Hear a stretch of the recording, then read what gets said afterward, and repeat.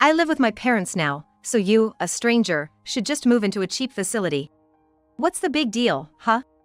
My husband, whom I believed would make me happy, was just using me. I was betrayed by my in-laws and was shocked. I realized that this mother and son duo hadn't noticed their own naivety. Who's gonna pay the bills if they kick me out? I realized that there's no point in being a family with these people. I knew what I had to do next. I immediately contacted everyone and began preparations. What happened to the appliances? I had a service come and pick them up. What? The next day, I called a service and had them pick up all the furniture and appliances. My husband was in a panic and started yelling. My name is Michelle Thompson, 35 years old. I've been working from home since graduating from college. I only commute once a month, but I'm a full-time employee. The company has been very accommodating. That's because both of my legs are disabled. So, I use a wheelchair to move around the house. This happened because I had a motorcycle accident in college. A car rear-ended me on the highway, and I was thrown into the air. It felt like time was moving in slow motion. This is it for me. I clearly remember thinking that as I was sent flying. Luckily, my life wasn't in danger. But my legs became immobile. I've been doing rehab ever since, but they probably won't get better. I've been in a wheelchair for years.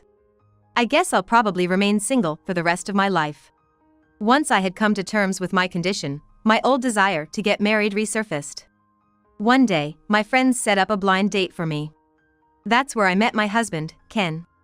He's 5 years older than me, but he looked younger than his age. What surprised me was his behavior, which seemed way too immature for a 40-year-old. To put it nicely, he's a very straightforward guy. He didn't hesitate to ask all sorts of questions after seeing me in a wheelchair. How do you eat? How about household chores? Can you do the laundry? How's work? Can you go to the bathroom by yourself? How about taking baths? Everyone else was being careful around me, but Ken didn't hold back at all. I'd never met anyone like that before, and I was actually pleased.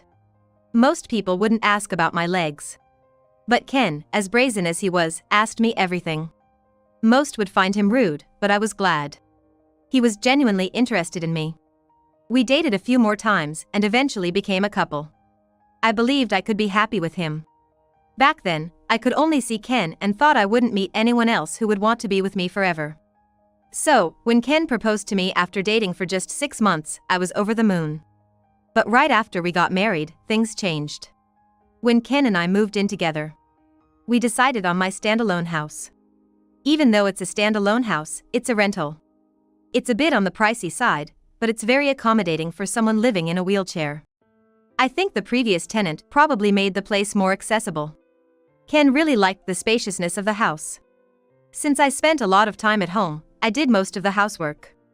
Every once in a while, when I was feeling exhausted, I'd ask him for help, but he'd just say, "I'm beat today," and wouldn't lift a finger.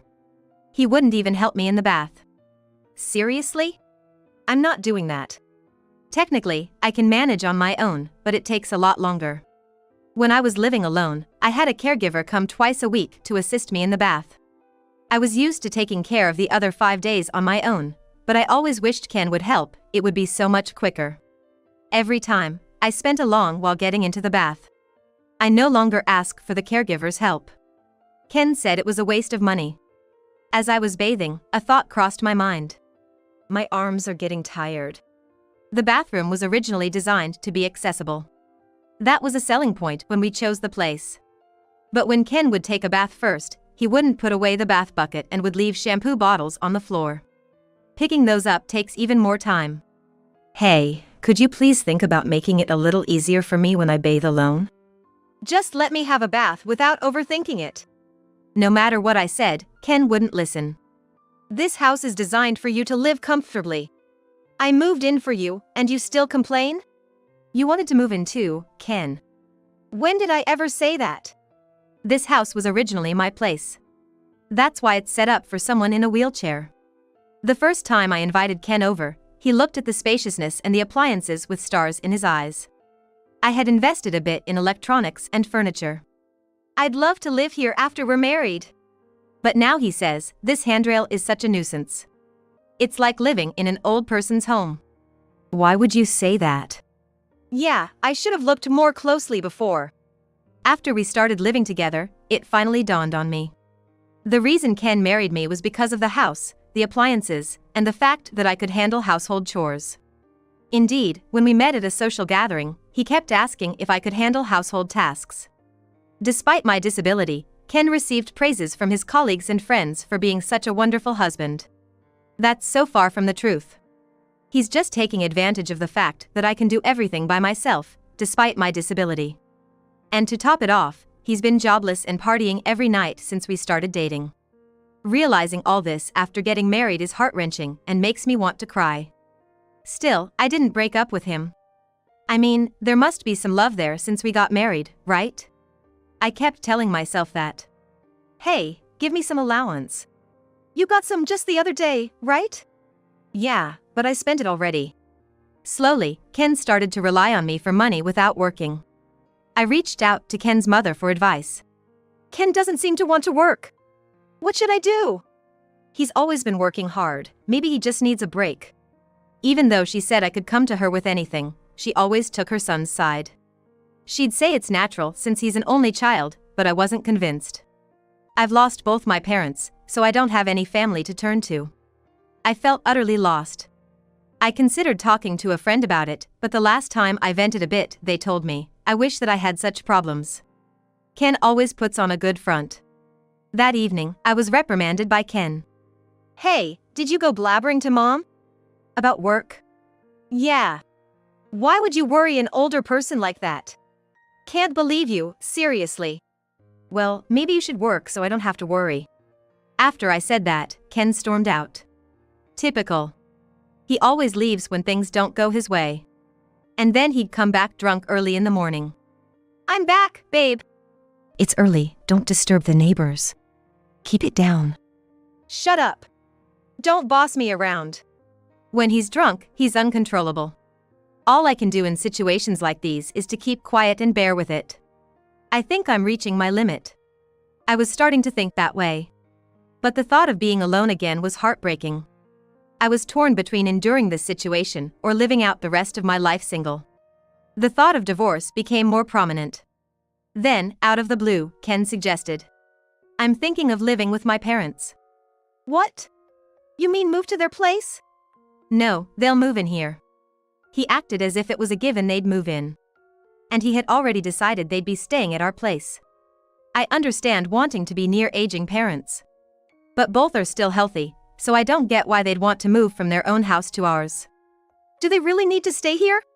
It's gonna be cramped with 4 people, and I work from home, so it'll be an inconvenience. You're always thinking about yourself, huh? I never thought you were this selfish. I'm just saying, why do they need to move here when they have their own place? Our place is bigger, more modern, and has all the conveniences. Plus, it's accessible for elders. If Ken's parents moved in, I'd have to be on my toes during work hours. Ken's rarely home, but his parents would likely be around a lot since they're retired. Sharing the bathroom, kitchen. I'm slower than most people. I could easily imagine the strain of such a living situation. Can I have some time to think? You better hurry up. We don't have much time. Even though he said there wasn't much time, Ken sure didn't wait. By the weekend, he brought his parents over. I suspect they'd been discussing this move for a while now. You know, I've been thinking, maybe you should consider a facility? What? I couldn't believe what I was hearing. A facility? For me? Yeah, it's a good idea, right? You have your own limits, right? In a facility, they'd take care of everything. It seemed he was not just thinking about his parents moving in, but also about sending me away. I'd visit you from time to time. That woke me up. If not now, then when? Ken, what do you think I am to you? Huh? You're my wife, right? Would you really tell your beloved wife to go to a facility? Hold on. When did I say I love you, Michelle? I felt my face flush with anger. This guy, Ken, was using me. Didn't I know it all along? Wasn't it my fault for letting it get to this point? I thought I had to draw a line. Then, even more unbelievable words came out of Ken's mouth. In this house, I'm gonna live with my parents. You, an outsider, can go live in some cheap facility. What did you just say? I looked to his parents, hoping for some support, but they just had these eerie grins on their faces. Why are you laughing? What's the big deal, huh? Were they targeting my home even before our marriage? Things have been escalating too fast lately. I need to kick these people out. Please, leave. What? Leave, now. How can you talk to my parents like that? I felt like I saw the real Ken. He was yelling at me with such fury. If he cares so much for his parents, why doesn't he earn his own money and build them a house? Why does he have to take mine? I felt like my head was on fire. It's okay, Ken. Michelle must have been shocked since we came unexpectedly, his mother said. We just came to check the place today. Yeah, we need to check before moving in. Looks like there are more appliances than last time. Seems comfy to live in. They are seriously here to take my home. I took a deep breath, trying to calm myself. As I took in the oxygen, a sudden question popped into my mind. If I leave, how are they planning to survive? His parents are on a pension and Ken's just a part-timer. I'm covering all the rent and living expenses. Who's gonna pay the $2,800 a month? Do his parents think Ken's earning the living expenses? Ignoring my concerns, his parents cheerfully left. Ken left with them. I'm gonna stay at my parents' tonight. Hold on, we need to talk. There's nothing to talk about. I, the man of the house, have decided. I won't change my mind. I was left alone, in shock. But I couldn't just stay like that. I immediately called a real estate agent I knew. Ken didn't come back that night, probably celebrating with his parents. I quickly sorted out essential and non-essential belongings. When Ken returned the next day, he saw the organized stuff and laughed. Oh? Started packing? Found a place to move to already? Yes, I have. Ken looked genuinely surprised by my prompt response. And, here's the card of a divorce lawyer. Here you go, Ken. From now on, let's communicate through the lawyer. A divorce? Why? If you're kicking me out, there's no point in being married anymore, right? Ken looked as if he had been hit by a ton of bricks. He hadn't expected me to bring up a divorce. You can't live without me, right? I don't understand what you mean. Who else would marry you? I can live on my own. But you said you wanted to get married. Only now did I realize how arrogant and overconfident Ken was. He approached me thinking I was a lonely, disabled single woman. I'm independent, have money, and never struggle with my living. Plus, I stay home all the time, so I handle all the chores. For him, I'm the ideal woman. Money keeps coming in even if he doesn't work. He thought I wouldn't leave because I couldn't find anyone else. That's why he was shocked when I casually brought up divorce. Why? You know, if you divorce me, you might be single for the rest of your life. Well, if it means living a married life with you, I'd rather be single forever. Whether I spend the rest of my life alone isn't for you to decide. The usually submissive me was now fighting back, and he was getting flustered. I could tell that Ken was panicking. I never thought he was such a weak man. I don't know why I had been putting up with him for so long. Once I decided on the divorce, I felt a weight lift off my shoulders. I guess I had been too focused on getting married. Anyway, you don't have to move out right away. I didn't mean to rush you into a facility that soon. Oh, it's fine. I'll do as you wish. Don't worry. You won't find a place that fast. Think it over, okay? I've already secured a place, so it's all right. What? Wait a minute. Isn't this too soon? I watched Ken's changing attitudes, from smugness to panic. He's quite the handful. As I calmed down, I found him increasingly irritating. The facility staff are informed and know about my situation, so everything's fine. When did you even set all this up? Were you preparing all along? Yes, even before I met you. Actually, I had been considering my retirement and had an eye on a certain facility. It's more like a condo. After an injury, during my hospital stay, I read various investment books. I had decided to invest in stocks and real estate. I had diversified investments between my salary and my parents' inheritance. The facility I had my eye on, I had already purchased and had been renting it out for income. I never mentioned this to Ken. It's my hidden asset. We don't need to get a divorce. I get it. You can stay here. Let's live with my parents. Do you not get it? Why would I ever do that? He seems pretty dense. Even after bringing up divorce, he still seems to believe he's the only one for me. Sorry, but my mind's made up. What's your problem? You're so selfish. If you come crying back later, it's not my problem. I won't be, so don't worry. Ken fell silent, deep in thought. It must have been a few hours. During that time, I was packing up my things. Then I heard Ken making a phone call. It sounded like he was talking to his parents. Pathetic, needing to rely on his parents for such decisions. As I thought this, Ken suddenly came to me. Fine. We'll get a divorce. Just leave quickly, Ken said begrudgingly. Maybe he'll miss having me around, like a housemaid. But he probably thought that living with his parents would save him from household chores. He has a house and it's fully furnished. No issues for daily life, at least for now. With that thought, he headed back to his parents' home. I'm gonna go talk to my folks about what's next. Get ready to move out quickly. Yes, I'll do that. I finished moving all my stuff in a week. During that time, Ken never showed up. We met again a day after the move was done. It was when I was trying to start my new life in my new house.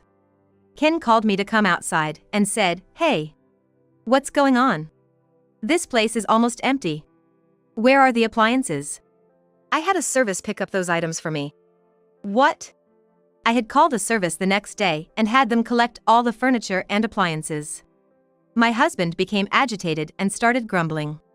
Not only Ken, but also his parents were there. All the appliances here were bought by me. They are all from when I was single. The only thing that's yours is right there. There were only 3 cardboard boxes. I did leave the clear clothing container we bought after marriage. Michelle, we can't live with this. We need to split the property if we're divorcing. That's right. We can't live here like this. What are you talking about? Nobody can live here. What do you mean? The rent's $2,000, you know? Ken and his parents were stunned. I had told Ken when we got married. This isn't your own house? No, it isn't. I got a bit of a discount on the rent because I asked a real estate agent I know. If I move out, the rent will go up even more. Given that this is a property with disability access, and I've already received several inquiries from people with the same concerns, I recommended that they move out. Why didn't you tell us sooner? What are we gonna do now? I don't know. I did tell Ken. I didn't hear about it. I'll sue you. I saw that coming.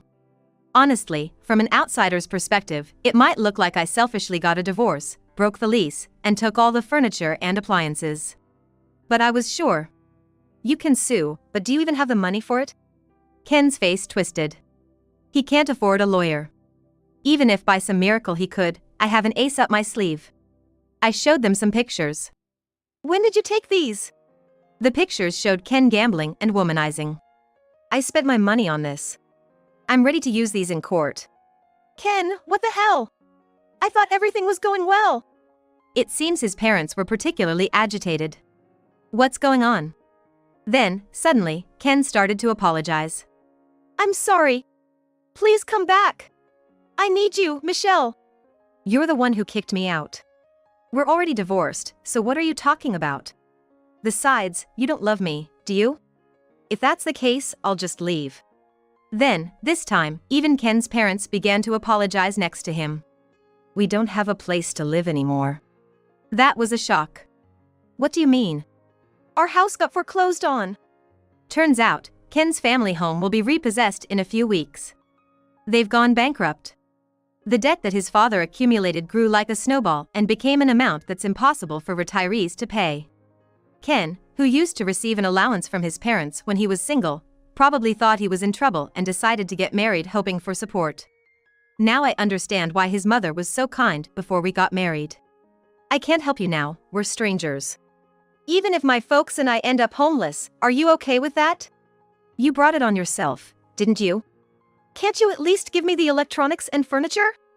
You've got money, don't you, Michelle? Are you planning to sell them? His ulterior motive was clear as day. I firmly told him I had no intention of giving him even one piece of furniture or electronics. Please don't say that. Have some mercy. It's too late for apologies now. Sort it out on your own. That's why I'm asking.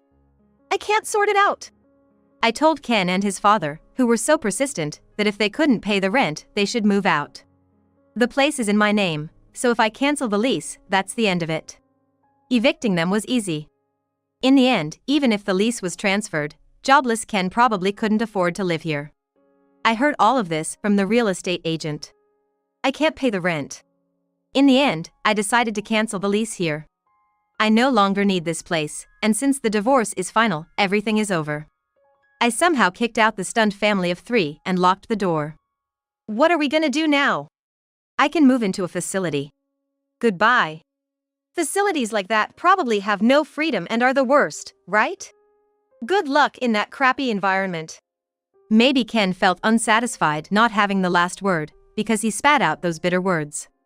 I ignored Ken and his parents and left the scene. But Ken wasn't going to stay put. A few days later, he showed up at the facility where I had moved. Hey! What's this about? Looking at the facility where I was, Ken looked like he was about to faint. It's not a crappy environment at all.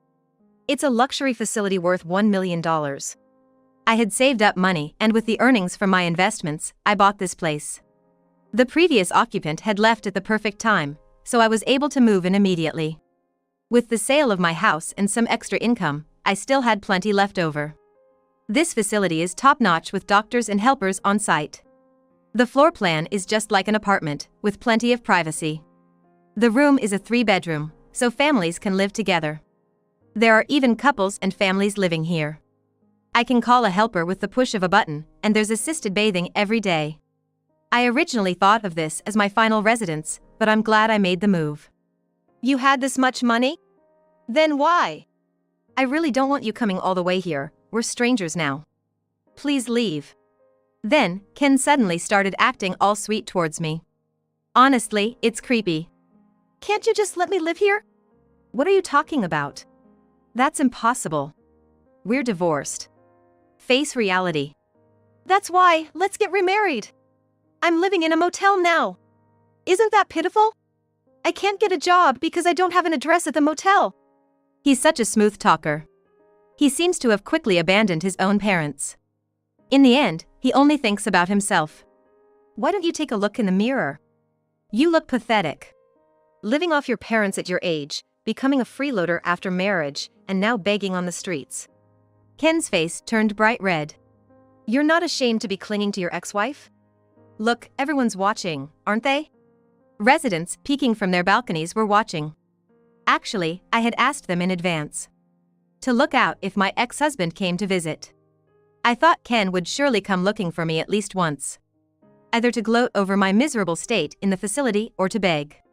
I always expected him to show up for one reason or another. The residents were very cooperative.